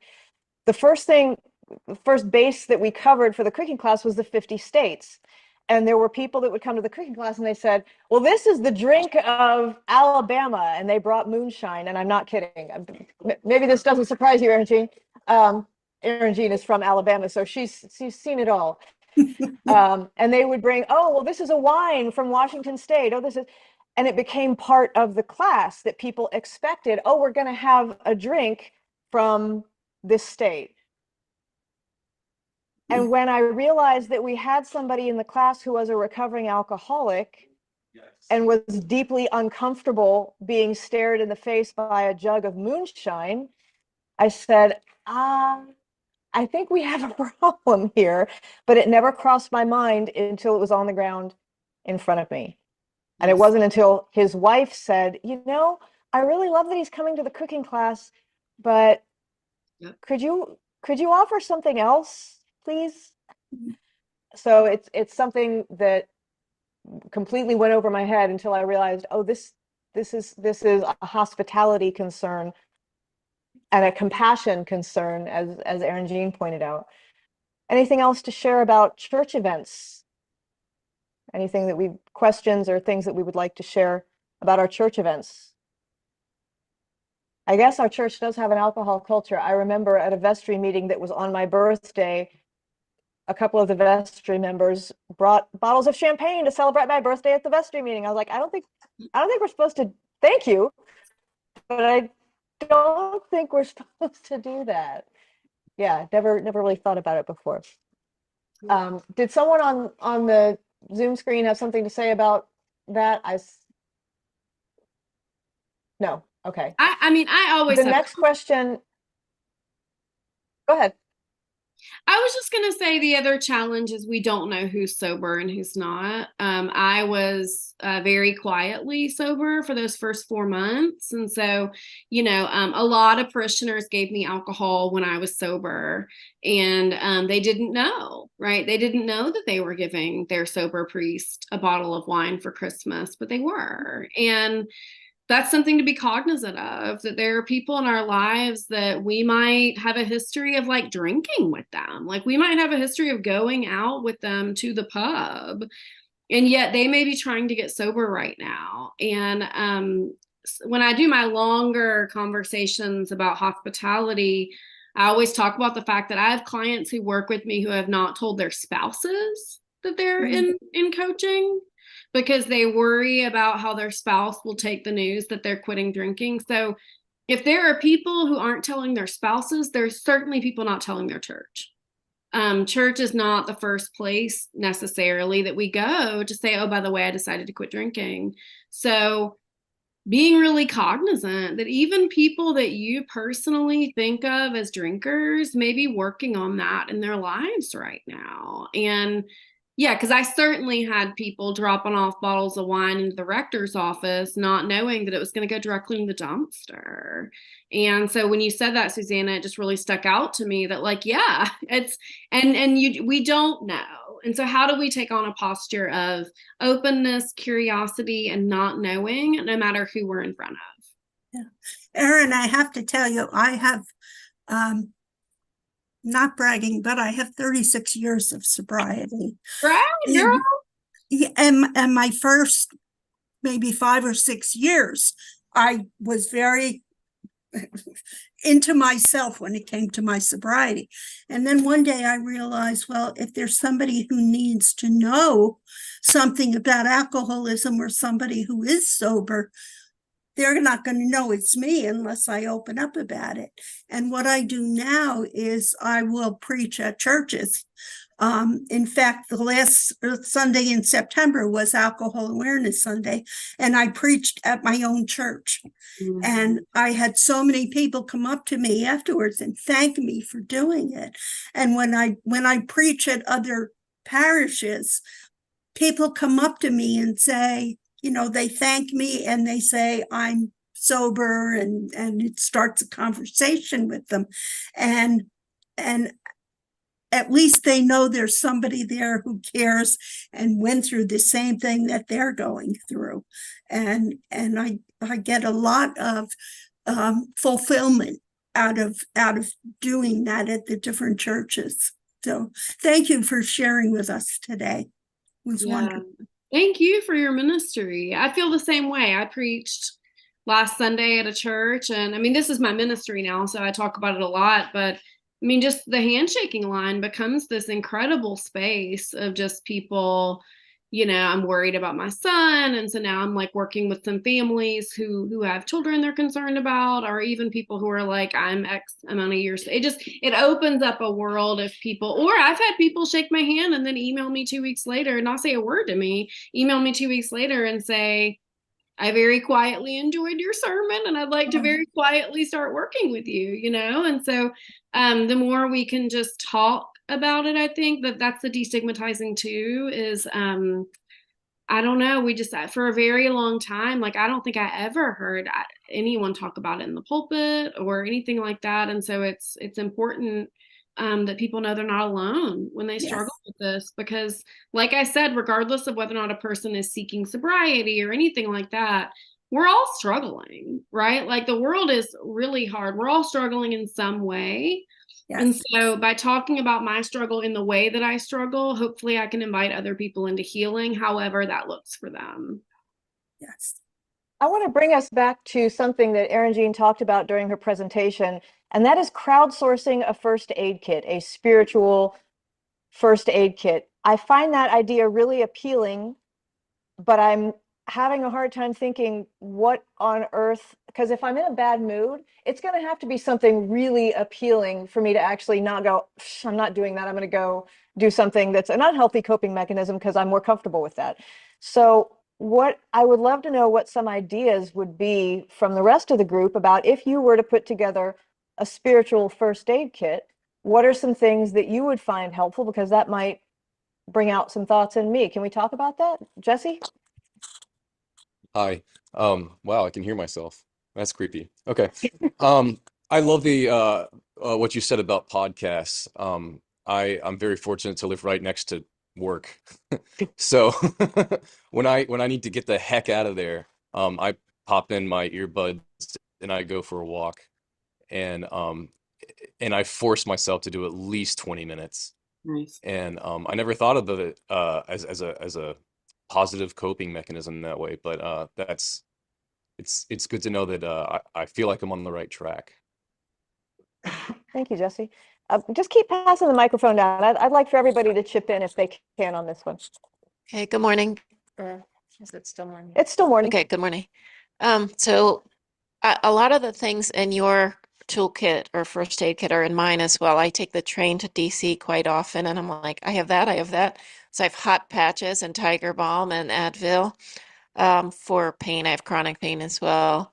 But I always also have my headphones, my Book of Common Prayer, a notepad, and a pen, because that's the way that I'm most grounded praying with God. And then I always have my little blanket, my Amtrak blanket. Even if I'm not cold, it can be sort of soothing to sort of ground myself. And so that's one little odd thing that people might think it's because I'm cold, but sometimes I just honestly need something to hold on to. Thanks. Thank you, Nicole.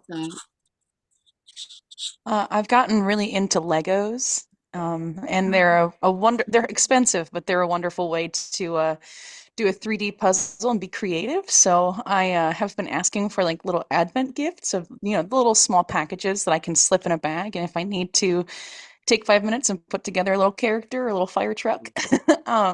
It works really well. And also, I mean, Mother Amy is currently doing something on stewardship with Legos. So her entire congregation's building things and kind of being creative together. So I was inspired. But similarly, I have a lot of the same things in my little kind of to-go kit, little moleskin and fountain pen and all that good stuff. I love Legos. I just want to say, like, puzzles can be very helpful. It's therapeutic.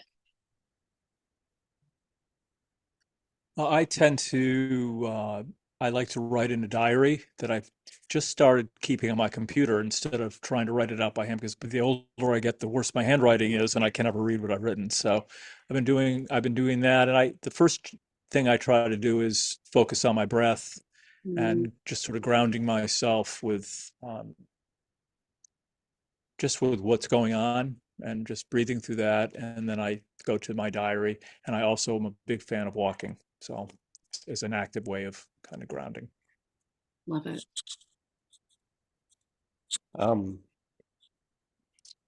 So I was thinking of a couple of things that I utilize in situations like this. I also do podcasts, but I am also very musically inclined, and I'm a big fan of cultivating Spotify playlists for certain moods. Sometimes I have music for when I'm angry, music when and I need to just like let out that feeling. I have music for when I'm kind of feeling a little bit lone and disjointed from the world, and so that kind of soothes me and brings me back. I'm looking at the screen during all of this, and I saw Stephanie Shockley posted in the chat embroidery projects. I'm a big needle crafter, and I work primarily in cross stitch.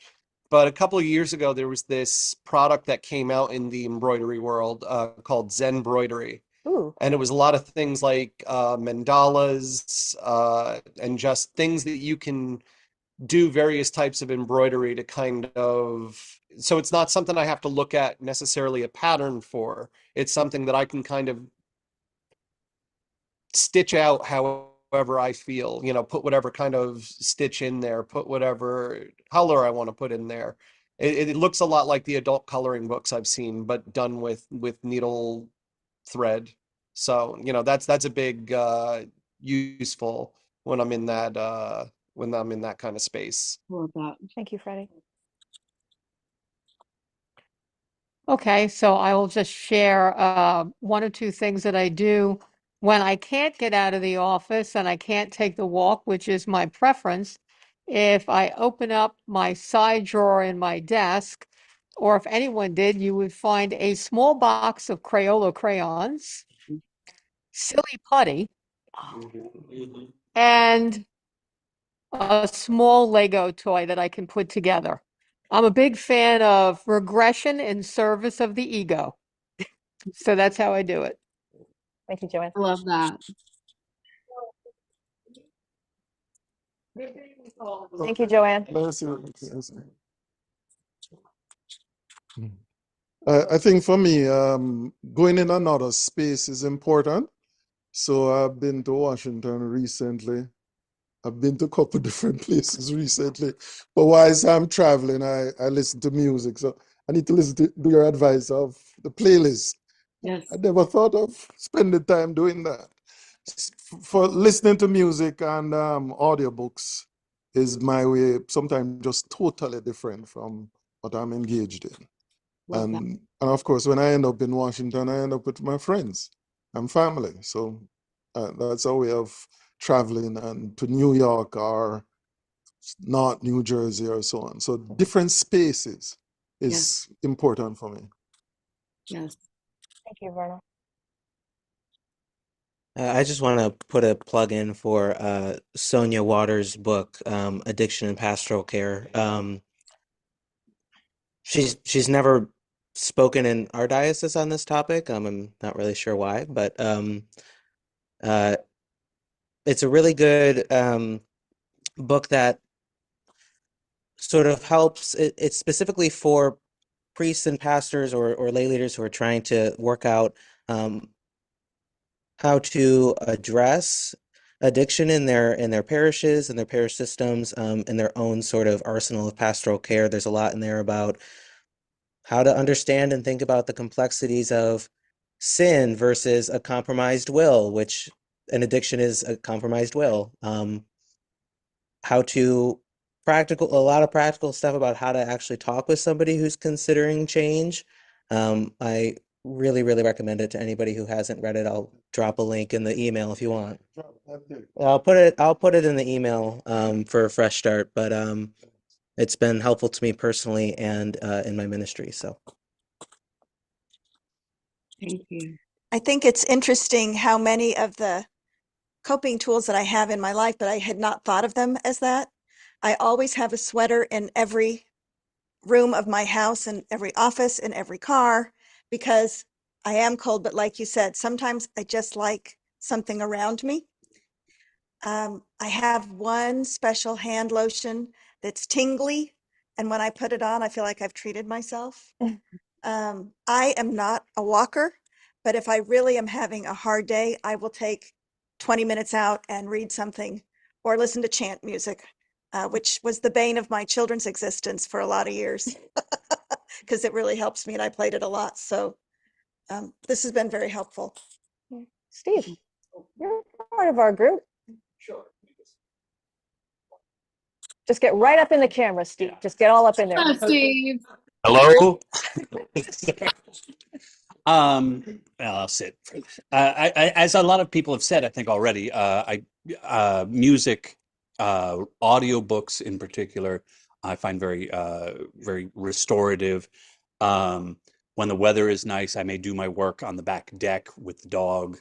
But really, if I really need that level of refreshment and renewal, meditative or contemplative prayer, where it just spend 5 minutes, 10 minutes, just kind of, whether using Anglican prayer beads or just in some other way, really getting into that holy space where it's just kind of me and God for that minute to set aside everything else. And that's really, really, because it's so hard to shut down the voices in my head, being very deliberate about it and shutting down those voices and just being in the presence of God makes a big difference for me. Thank you. And I'd like to address the discussion and then bring it over to our Zoomers over there. Like Lisa, I had no idea that these are just things I like to do. No, these are actually coping mechanisms when you get right down to it. And Erin, thank you so much for saying coping mechanisms are necessary and okay. Because when I think coping mechanism, my brain goes to, well, you shouldn't need that. You should face these things with something, but not coping mechanisms. So that's very eye-opening to think about that. I reread books like nobody I've ever seen. And I have a stable of comfort books. Most of them are children's books that I've been reading for almost 50 years. Some of them are Anne Lamott, because if I want to feel like I'm being spiritual but not smarmy, I can read Anne Lamott because she curses a lot but still really loves Jesus. And so that makes me feel better. Like me. Yes. Like most of the people in this room, let's be honest. And so that's my main thing. And I used to get very frustrated with myself because I'm very bad at contemplation and meditation, in the sense that I can't just sit there and center myself in God. I'm too like that. And so what I realized was, if I put headphones on and music that I really like and walk, I end up being in a contemplative space without being distracted by how bored I am. Yes. And one of the reasons I love living in New Jersey is that I can take the train into New York City and put my headphones on once I get out of Penn Station and just walk and look at things. But mostly I'm just in a kind of state, which is a fun thing to do if and when I have the time. And then the other thing I've realized about myself as I get older, and Erin Jean might be surprised to hear this because she knew me in seminary, is that I really like quiet. Same. And yeah, it's so weird. I never thought I would be the person that says, I need some quiet. I drive to Trenton on a fairly regular basis these days. And when I used to go back and forth to seminary from my house in Texas to Austin, it was about 3 hours. And I realized I really just like not having any noise at all. And I never thought I'd be the person that drives in silence or just sits in silence. And I know people who have to have music in order to write or to work or to do anything. If I'm in the house with my husband, who can, first of all, tune everything out, and second of all, likes having music when he works, I have to be on the other side of the house from where he is because it drives me crazy. So silence or just really loud music. I'm not sure which way I'm ever going to go on any given day. But it's amazing to me how many of these things I already was doing and just, oh, those things I like. No, it's okay to have them and say, this is my coping mechanism. And it's certainly better than some of the alternatives that I could be choosing. If my dog was small enough to put into a backpack, she would be a coping mechanism. She is a coping mechanism, but she's too big to fit in the first aid kit, unfortunately. Steve, can we look at the, yes, go ahead. I just want to build off that because I want to say something really quick and then we'll go back. A couple of you have said something similar, which is I didn't realize these were coping mechanisms. I just thought these were things I like to do. And it's actually really important that we begin to locate these as positive coping mechanisms, because now what I hope you can do is look into your life and say, oh man, the things I need to cope with are really high right now, right? Like I've got a lot of stressors in my life. And now it's not going to be, oh, it would be cool if I went on a walk later. I'm actually going to prioritize positive coping mechanisms because I know that the demands of my life require it, right? So when we don't know their positive coping mechanisms, we'll get around to it, right? Like it would be nice if I could blank. But what's really important is when we begin to locate them as positive coping mechanisms, we can actually strategically prioritize doing them more, knowing that they will help us with the reality of the height of our tension and our struggle right now. So just want to throw that out there. Thank you for that. I wanted to make sure we got a chance to see what Stephanie wrote in the chat. And she says, leaving the office and heading to the rectory and doing chores while I listen to an audiobook that isn't related to work. And Stephanie, you know, I live close by. If you want to do chores at our rectory while you live, you are as if there was welcome. if there's any end to the number of chores that are neglected on most days. So I no. would be happy to open up our rectory as a coping mechanism for you. Now that you're here, go ahead and finish off your list because I would love to. Oh, let me to see. hear. Yeah. And you know what I particularly like? I call them the water chores. Anything involving cleaning, laundry, dishes, whatever. Dusting and vacuuming, that's not a coping mechanism. That's just torture. But you know, we all have our own things, right? I also said embroidery projects, which I'm terrible at, but I don't care. I like them anyway. Playing with my dogs. And then if I know nobody's going to be in the building, sometimes I will just blast music in my office while I get things done. It just feels better, especially when it's really quiet. Sometimes it's too quiet in the building for too many days in a row.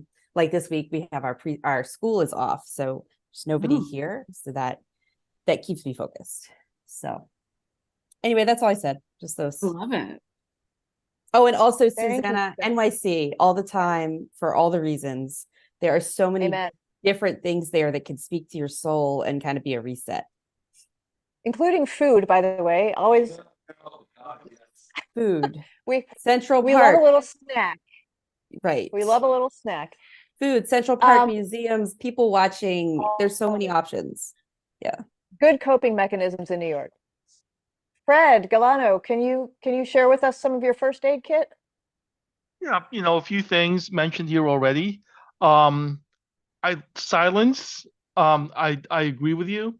I spend a lot of time in the car, and I'm good with music when traffic is moving, but when it's bumper to bumper traffic, I turn everything off, you know, and I find that actually better.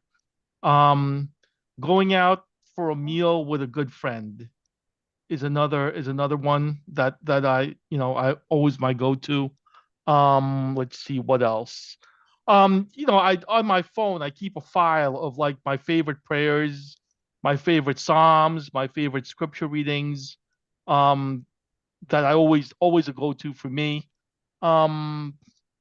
Related to that, my favorite TV episodes, you know, I always have ready and bookmarked so that I can go to them whenever I need something like that. So I think that's, oh, and of course, prayer, especially Ignatian prayer, the examen, and contemplative meditation would be another of the things I do. Thank you, Thanks. Fred. Dot, what about you? I was surprised, Susanna and Fred, to hear about your liking silence in the car. That's one of my favorite coping mechanisms. Whenever I'm in the car, I do not want to hear anything. I don't put the radio on. I don't put a disc in. I just like complete silence. And I find that that's my favorite time to talk to God.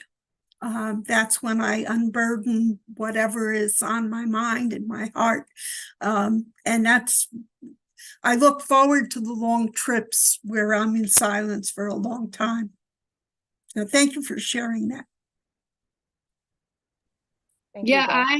I just thought I would add, sometimes I don't listen to music when I travel, and I like to think about, Jesus traveling with the disciples and how they would go on these really long trips together. And I'm sure they would just kind of either walk in silence or they would chit chat. But even just as a prayerful contemplative practice to say, on this journey, this drive, Susanna, when you talk about driving for like 3 hours, to say, let me imagine myself as being with Jesus on the way. That can be a spiritual prayer. It's good for sermon envisioning too, except for that you really can't take notes at the same time. You can do little voice memos, but it always transcribes weird and you're like, what? I didn't say that. Anything else that can you touch on very briefly, because this has come up for not only me, but for a lot of other people I know, human resources in a church system and substance issues. That's something that's very fresh on my mind because of a fairly recent experience I've had with somebody that works in our church. And as I shared that, I realized that there were a lot of other people who are wondering, how can they compassionately work with people who are employees of the church who are displaying some signs of struggle with substance abuse? It will probably happen to you if it hasn't already. Yeah, I mean, the first thing, I'll just give a book recommendation. This is a book that I love. It's called Beyond Addiction. And it talks about how, neuroscience and kindness and compassion as being a framework for understanding how we then address the reality of ourselves and also people who are struggling. So I think that's a great resource. I think So I'll say a couple of things. First of all, whenever I talk to someone who says, how do I help another person? The first thing that I say is to start with yourself. So if I go up to a person and I say, you need to work on this, your drinking is out of hand, you need to go do this program, right? That might be something I say to someone. That is typically going to evoke a lot of defensiveness, right? That's a way. I'm not saying it's not something that might be said, but it's typically going to evoke a lot of defensiveness. If I go to someone and I say, I'm looking into this part of my life, right? Like I'm doing my own discernment. I'm working on my relationship with substances or alcohol, whatever it is. And I was wondering if you might want to do this together. I was wondering if we could go on this journey together of mutual support and care for each other. What that's doing is that's communal. That's the two of us. So we're not making that person feel like they're kind of alone out in the middle of it. Now, that's what I would recommend if you're talking to a parishioner specifically, because there isn't a power differential. I think what you're hitting on is this other harried reality of HR, right? Like this is an employee-staff relationship. Doesn't mean that we don't still want to start from a place of saying, I'm not pushing you into a corner. I'm starting from a place of compassion, but I acknowledge that it's different. And I think first, starting with personhood, how do we make this a person-centric way of addressing it? there are ways of saying, out of deep love for you, I have concern, right? Like, this is not a punitive conversation. This is a conversation that says, we're the body of Christ. And as staff, we vow to love each other. Like, we're here to care for each other. And it is part of my work as a minister who cares for the entirety of this congregation to care for you in your wellness, and also care for the rest of the congregation. If there's a situation in which the behavior has begun to threaten the rest of the people present in your congregation, you do have to look into that as well. And the language we use can still be person-centric and compassionate, and we can use that guilt language rather than that shame language. So saying these are actions that have happened, these are events that have happened, and we just need to talk about these events, versus you sound like you have a drinking problem, right? Do you see how that's a different language choice we're making? We're saying these are events that happened on our campus and we have to address these events. That in and of itself is a shift into that guilt language and away from that shame language. So those are just general thoughts, not as concise maybe. But just tell me, what are your thoughts when I say that? What sticks out to you as the corollary? Are you asking all of us? Well, you asked the question, Or- but anyone else can share. I did. Okay. I wanted to make sure I wasn't. No, but in terms of that challenge, is that helpful? Is that supportive? What else are you curious about? No, that's very helpful. And that was mostly the way it was handled. One of the issues came from somebody who was outside the situation, but who knew about it, who said, well, you shouldn't come down hard on this person because you're a church. And even though this person is an employee of the church, you should do everything you can to keep them in the system, even if it's damaging to the rest of the church, because aren't you supposed to be Christian and compassionate and whatever? I'm like, yes, but there are adverse effects to letting this person continue to destroy other parts of our community. I think people, when I first started working in a church as a layperson and people would ask me what I did, I would say I work in a church. And the response was, oh, it must be so nice all the time. Because I think people have a very strange idea of what church work is. Like, you just walk around being Jesus-y all the time with each other. And you're not. It's a group, it's an organization of humans who are behaving like humans. So to say there is a problem in the church that we have to deal with in a realistic and rational way while still holding Christian compassion, I don't think people understand what that looks like. Sure. And if the situation had gone a different way, we might have had to let this person go. As it turns out, we didn't, thanks be to God. But there would have been people out in the church, but outside of the situation, who would have been mortified and upset, and how could you do this to this person, and when they love the church so much and they work so hard for us. And that's the kind of thing I'm talking about, because then it becomes a whole systemic thing. It's not just you and the person that you're dealing with in the system. If the whole system has to get involved, then you have to start having a whole different set of conversations. I'm glad it didn't blow up that way, but it could have, and it still might. So I guess this is the kind of question I'm asking, because it's never just you and that other person. It's the whole system into which both of you fit. Well, and I'll throw out there. Oh, wait, wait. Hold on. We have a question related to this. Let me get that microphone. Sorry, Erin, I do want to let you talk, but I want to make sure our questions get addressed. It's pretty just like, what are the signs that we're looking for, or we should be mindful of, that would say, oh, there's an issue here? Can I tell you? Yes. This person who is an employee of our church was getting hammered before. It was our choir director. Because I can't really explain it without saying that. Was getting hammered before the rehearsals. And half of the rehearsal was taken up by him kind of drunkenly explaining to the choir what the piece of music was and how awesome it was. He was borrowing money from members of the choir. He was sleeping in the church in our parlor on the couch because he was too drunk to drive home after choir rehearsal.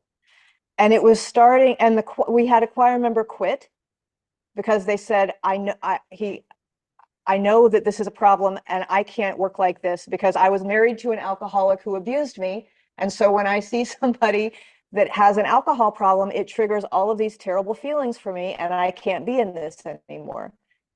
She's back in church, but she won't join the choir again as long as he's our choir director. So it's even getting in on it kind of on the first floor, it was already starting to spread out, and the sign, I mean, it was unmistakable. That's all I can say.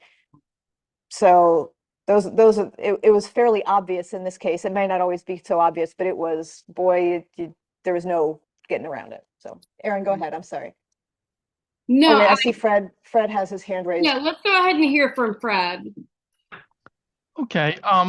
Just want to tell, I guess, my own story from the place where I am. So I work with the Jesuits. But we had a beloved employee a few years ago. Great person. Then all of a sudden he would call us at 2 a.m, 3 a.m.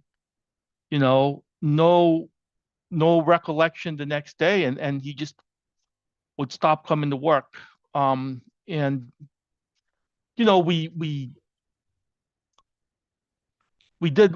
sent him, to get treatment. We would respond to him when he called. And we worked with him for maybe 2 years. But then it became evident that his being here wasn't helpful for us, and it wasn't helpful for him. It became evident that he was using us to enable his behavior. Whether we meant to or not, that's really what was going on. So eventually we had to let him go. And tough choice. And I remember he used to call me. And finally, it took a colleague of mine to she sat me in her office and she said, "Give me your phone." And she blocked his number, because she said it's not healthy anymore for both, for us and for him. So I guess I just wanted to share that situation. Thank you. Thank you, Fred. Thank you. Yeah. It's hard to know how to deal well with something. And I will say also from my own experience, my ex-husband was an addict and an alcoholic. And so to see it happening in someone else, I was not well equipped to deal with the situation as this person's employer because it filled me with such rage because of what I had dealt with before that I really had to step back and say, this is not the same situation. This is not the same person. This is not the same relationship, but all of the same feelings that came up, they were all the same feelings. And I immediately went to my wardens and said, I need to explain to you what's going on, because first of all, you have to help with this as the wardens. And second of all, you need to know where I am in all of this. So there, so many moving parts. I wanted to share that as part of it. Your own baggage, whatever it may be, if you've dealt with addiction in your life in any other sphere, it will all be right where you left it if you have to deal with it again. Yes, and I was going to say, one thing I really love about what you said, Fred, is that there's a very compassion-centric way of addressing it. There was a lot of help. There was a lot of, support. And also we can come to a point where we realize, this is when helping hurts. Kind of like we're at a point where you took the compassion-centric, person-centered approach. And also what that resulted in was this severing of your relationship in this way. And that does grievously sometimes happen. And what you're saying, Susanna, that I think is also really important is sometimes because of our own baggage, we will struggle with the compassion-centric way of looking into it. And that's not something to shame ourselves for. But Susanna, what you did is you called in other people, right? You're like, I'm dealing with this. wardens, I'm going to need you to support me in this, because that way it balances out what you're feeling internally, gets a community around you, and it means that with support, you can go down the compassion-centric route, right? Instead of the projection route, which is understandable, but also unhelpful. So in both of those situations, acknowledging where you sit in the situation, and then asking yourself, okay, but how do I in this situation take the compassionate route forward? And also, the compassionate route means compassion toward the rest of your community as well. When I think about the question of harm, I think there are people who struggle in their relationship with substances, but they don't cause harm, right? They don't cause harm to other people. And then there's also situations where people struggle with substances and they cause harm out of that. And so as a leader, acknowledging that, part of your calling is to not just allow harm to run rampant in your community. And yet, even this person who maybe is causing some of this harm is also a beloved child of God. And so it's not an easy place to find yourself. And yet both of these examples are examples of how, even in this really challenging situation, we can find that middle way between acknowledging our own struggles, calling in other people, and still holding that person as a beloved child of God, regardless of where the situation might lead. I also want to throw out a book that I love. It's not about alcohol, but I highly recommend Congregational Leadership in Anxious Times by Peter Steinke. My first call in ministry was a very, very anxious time for me. It was a community going through a ton of anxiety. I read that book in one day and it radically changed my ministry. One of the things that it will help you look at is self-differentiation. How do I maintain values and stay locked into my values while I then go do the really difficult thing that is required of me right now? And what y'all are talking about is that mix of how do I go do the difficult thing that is required of me right now, especially Susanna, then dealing with the responses, because you're right. It's like, it isn't just this person, it's every other person who then comes to you and says, how could a Christian be so cruel? When in reality, you're like, no, this is actually what love looks like in this situation, to those who are fully aware of the many facets of the reality in front of us. And for those who acknowledge that love looks like a lot of different things, and we can love someone, we can be compassion forward, and it can also be really difficult. So I just offer that as another resource if you're in that season of discernment around that, you're around dealing with a situation like that. Thank you. Any other things we would like to bring up in our conversation with Erin Jean? Oh, wait, let me get you the microphone.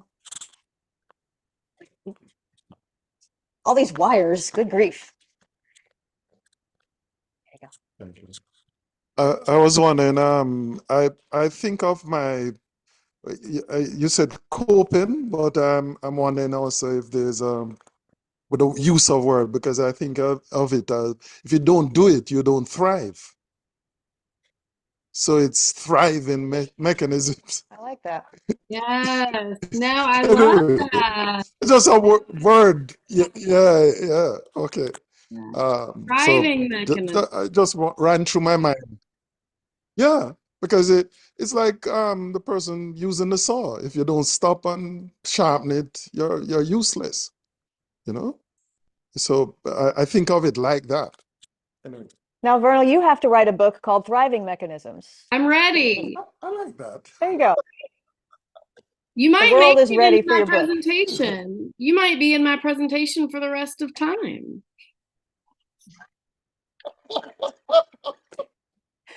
Thank you. Anything else that we want to share, discuss, ask? Anything that you would like to ask or further discuss with us before we break for lunch? No, this has been a joy. Also, in your packet, there's lots of other things too. Your packet is meant to be a gift to you, kind of a way to look through some of the questions, meditate on them. I always joke that I'm the queen of like, I'll do it later, and then I never do it later. And so it's a workbook sort of for you to think through coping mechanisms. It also references all the research that I reference so that you can look at that later. And it has my contact information, my website. I want to assure everybody, it looks like the PowerPoint, but it is not the PowerPoint. It actually does have questions and things to write. She even put a space for notes in the back so we can write in it.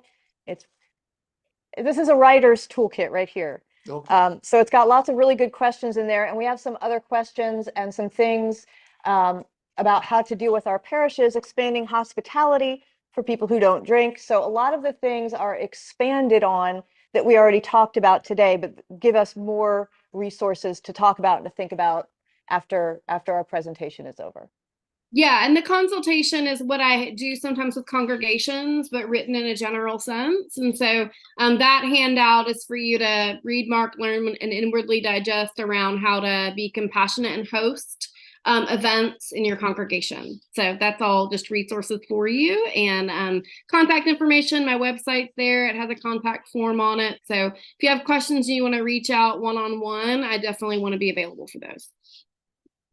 And something that we would really, I think, welcome in our diocese at some point is if we could get a group of churches around the diocese together who might help Erin Jean come visit us in person and kind of go from church to church and talk to maybe some of our vestries and talk to maybe some of our hospitality committees who might be a little bit old-fashioned and alcohol-centric about some things. I cannot be the only parish in this diocese where the first question is who's making the drinks. I can't be the only one.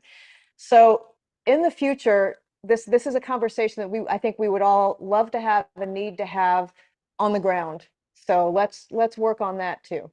It's been a joy to have you. I'm so happy to see you. You look wonderful. You sound wonderful. You are wonderful. And we thank you for this time with us.